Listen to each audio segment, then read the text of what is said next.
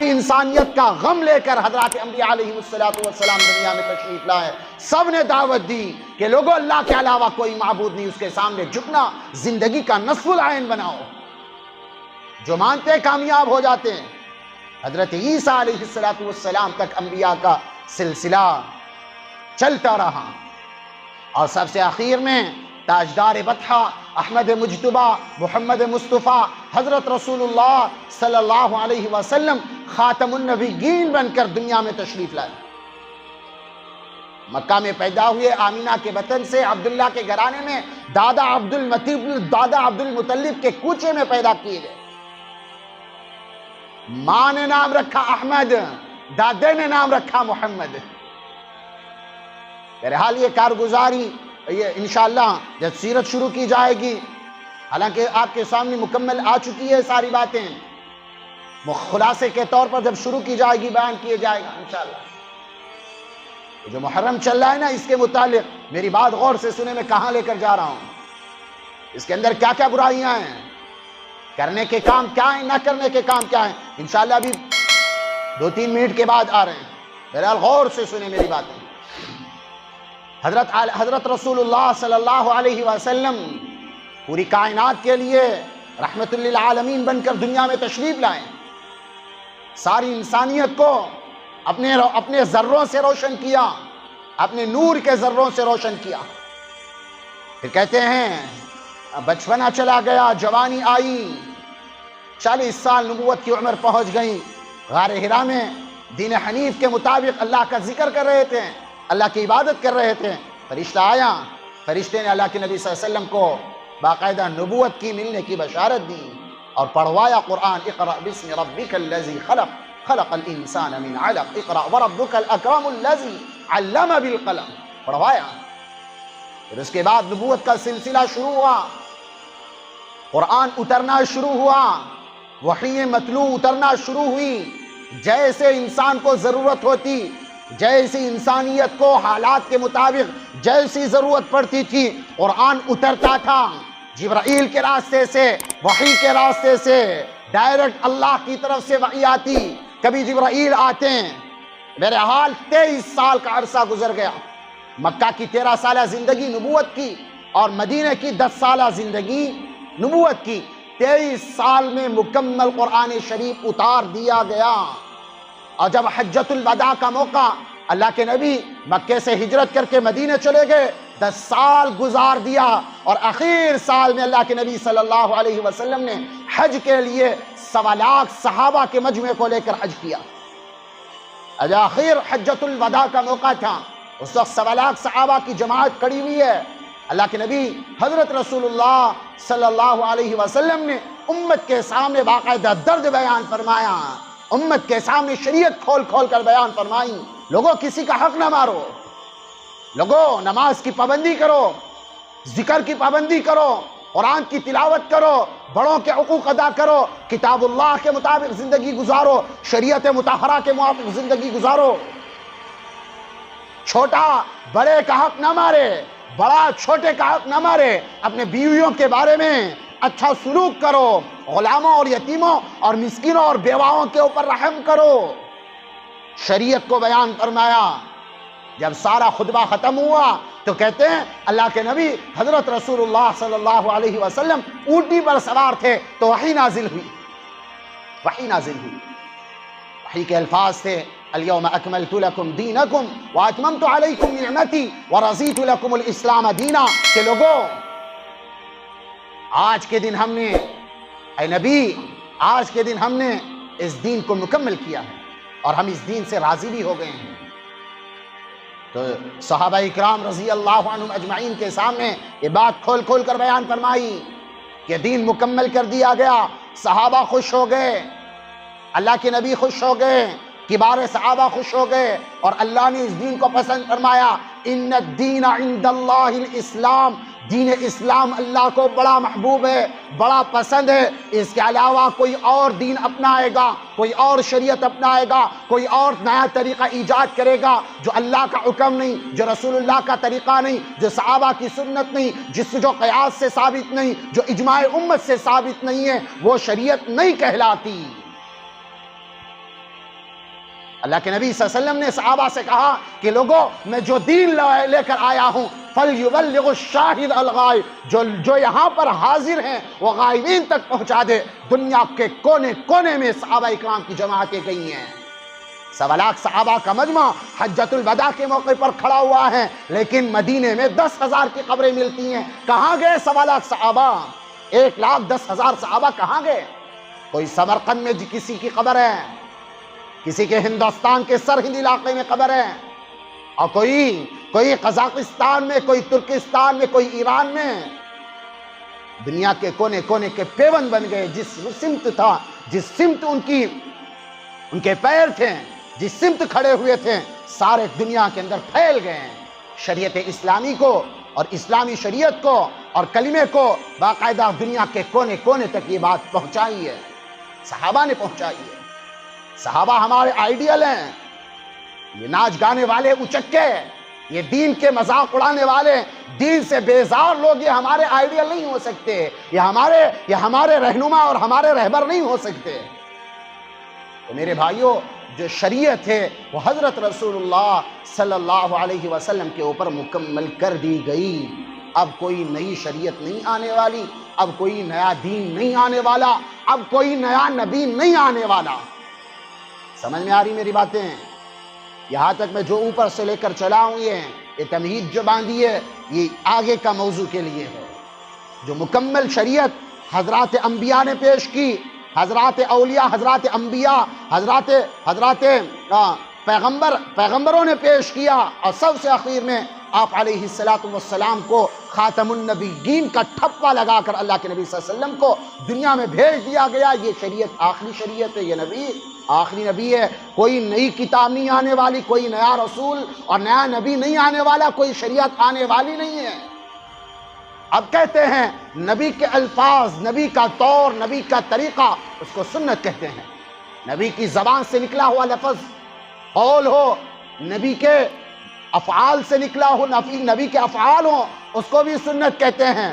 نبی کے سامنے کوئی چیز کی گئی ہو، نبی کے سامنے کوئی چیز کی گئی، اللہ کے نبی نے منع نہیں فرمایا، یعنی اس کے مباح ہونے کا، جائز ہونے کا اللہ کے نبی صلی اللہ علیہ وسلم کی طرف سے آرڈر ہو گیا، جائز ہونے کا آرڈر پاس کیا گیا، تو میرے بھائی وہ بھی سنت کہلاتا ہے۔ اب جب اللہ کا حکم نہیں، جو نبی کا طریقہ نہیں، صحابہ کا عمل نہیں، اجماع امت سے ثابت نہیں ہے، قیاس سے ثابت نہیں ہے، تو وہ شریعت نہیں کہلاتی۔ تو اب مجھے بتاؤ، محرم الحرام کے اندر کتنی برائیاں عام ہیں؟ باقاعدہ نام رکھ دیے، اجی پہلا کھن ہے، اجی دوسرا کھن ہے، اجی تیسرا کھن ہے، چوتھا کھن ہے، پانچواں کھن ہے۔ انگارے ڈالے جاتے ہیں، بڑی بڑی لکڑیاں سلگائی جاتی ہیں، بڑی بڑی لکڑیوں کو سلگا کے اس کو آنچ لگایا جاتا ہے، انگار آگ بھڑکائی جاتی ہے، بے تکے ناچا جاتا ہے آگوں کے اوپر۔ تو میرے بھائی یہ کس کتاب میں ثابت ہے؟ یہ کس رسول نے کہا؟ یہ کس نبی نے کہا؟ یہ کون سے صحابی نے کہا؟ کسی صحابی نے کہا یہ کسی صحابی نے کہا؟ کسی نے نہیں کہا۔ یہ سنت نہیں ہے، بدعت ہے۔ اللہ کے نبی حضرت رسول اللہ صلی اللہ علیہ وسلم نے فرمایا کل بدعت ضلالہ وکل ضلالۃ فی النار، ہر بدعت گمراہی ہے۔ بدعت کیا ہے؟ دین میں ہر وہ چیز جو اللہ سے ثابت نہیں، جو رسول اللہ سے ثابت نہیں، جو صحابہ سے ثابت نہیں، جو تابعین سے ثابت نہیں، جو تبع تابعین سے ثابت نہیں، اجماع امت سے نہیں، قیاس سے نہیں، جس کو امام ابو حنیفہ نے نہیں کیا، امام مالک نے نہیں کیا، امام شافعی نے نہیں کیا، امام احمد بن حنبل نے نہیں کیا، صحاح ستہ کے بزرگوں نے نہیں کیا، اور اسی طرح حضرات اولیاء نے نہیں کیا۔ تو کرتا ہے، نئی دین، نئے شریعت کو اپناتا ہے، دین کے اندر نئی چیز کو لاتا ہے، تو میرے بھائی یہ بدعت کہلاتا ہے، اور ہر بدعت گمراہی ہے، اور ہر گمراہی انسان کو جہنم تک لے جاتی ہے۔ تو باقاعدہ محرم کے نام پر چونگے بنانا، حلوہ پوری پکانا، اور اسی طرح کھچڑا بنانا، اور اسی طرح سبیلین لگانا، سبیلین، یزیدیوں کے سارے کام مسلمان کرتا ہے، یزیدیوں کے اور شیعوں کے سارے کام سنی مسلمان کرتا ہے۔ سمجھتا ہے کہ کامیاب ہوگا. یہ تو امام حسین رضی اللہ عنہ کی شہادت میں خوشی منائی جاتی ہے. یہ تو یزیدوں نے کیا تھا، یہ سنی مسلمان نہیں کرتا یہ ساری چیز. ایک بات لا کے دکھاؤ کہیں سے یہ ثابت ہے، کہیں سے ثابت ہے. یوٹیوب میں اگر صرف سرچ کیا جائے، کچھ نہ لکھا جائے، محرم لکھا جائے تو فوراً کیا آتی ہے ساری چیزیں. دیکھو کھول کے، تعزیہ اٹھا رہے ہیں. اجی تعزیہ ایسے بنائے جاتے ہیں کہ باقاعدہ اس کو ہون کی شکل دی جاتی ہے، ہون کی شکل، بڑی شکل دی جاتی ہے، اور اس کے سامنے آدمی باقاعدہ سجدہ کرے. جاؤ، ہم نے اپنی بچپن میں دیکھا ہے، میں نے شموگا میں دیکھا ہے، بھدراوتی میں، شموگا میں ہم نے دیکھا، آنکھوں سے دیکھا ہے. اب یہ ساری چیزیں، اب جب یہ 1 تاریخ سے شروع ہوتا ہے تعزیہ، اس کو ہون کی شکل دی جاتی ہے. اس کے سامنے کوئی اگربتی لا کے رکھ رہا ہے، کوئی ناریل لا کے رکھ رہا ہے، کوئی باقاعدہ اس کے سامنے سجدہ کر رہا ہے، کوئی اس کے سامنے منتیں مانگ رہا ہے، کوئی ہیئر بینڈ اس کو لپٹ رہا ہے، کوئی نیمبو لا کے رکھ رہا ہے. ارے یہ شریعت ہے. ان نیمبوؤں کے اندر، ان اگربتیوں کے اندر اور ان ناروں کے اندر کوئی عزت ہے؟ ہاں مجھے بتاؤ، اللہ کہاں گیا؟ تعز من تشاء تذل من تشاء، بچہ دینے والا، عزت دینے والا، ذلت دینے والا، کامیابی دینے والا، کامرانی دینے والا اللہ ہے. ناریلوں سے، لوموں سے کچھ ہوتا ہے؟ اجی بولو، کچھ ہوگا؟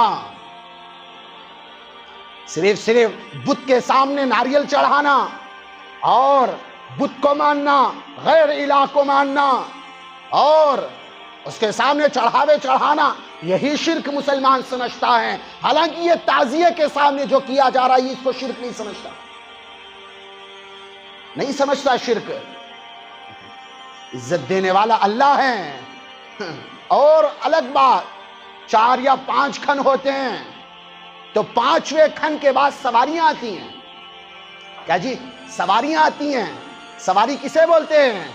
سواری اس کو ایک لکڑی کا بڑا سا جھنڈا بناتے ہیں اور اس میں نمونے کا 5 انگلیاں، اس کو کہتے ہیں پنجا بناتے ہیں.